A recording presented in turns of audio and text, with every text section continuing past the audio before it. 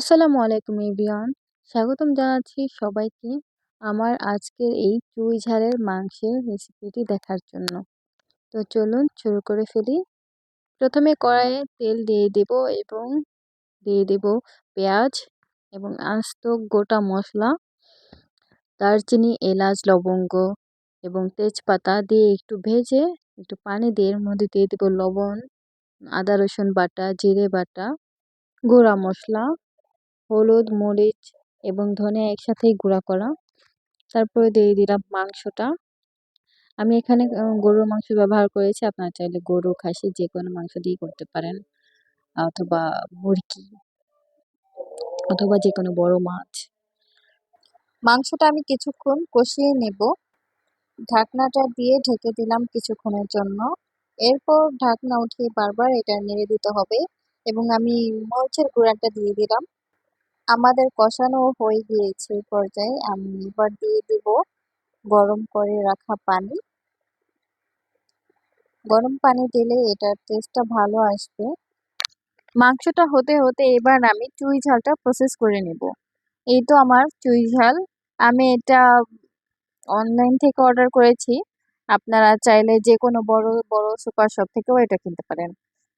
এবং এভাবে করে সাইড থেকে ছিলে নিব, তারপর ছোট ছোট করে কেটে নিচ্ছি। চুই ঝাল আসলে এক ধরনের লতা জাতীয় উদ্ভিদের কাণ্ড।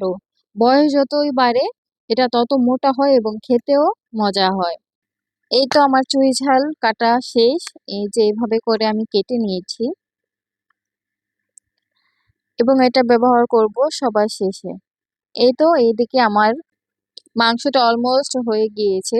এবার দিয়ে দিচ্ছি চুই ঝাল, টুকরো করে কেটে রাখা আলু, আস্ত রসুনের কোয়া, গরম মশলা গুঁড়ো, ভাজা জিরের গুঁড়ো দিয়ে এবার এটা ভালো করে নেড়ে দিয়ে আবার ঢাকা দিয়ে রেখে এবার এটা রান্না করে নিব পানি শুকিয়ে যাওয়া পর্যন্ত।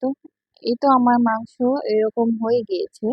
দেখেন এটা এরকম থাকবে।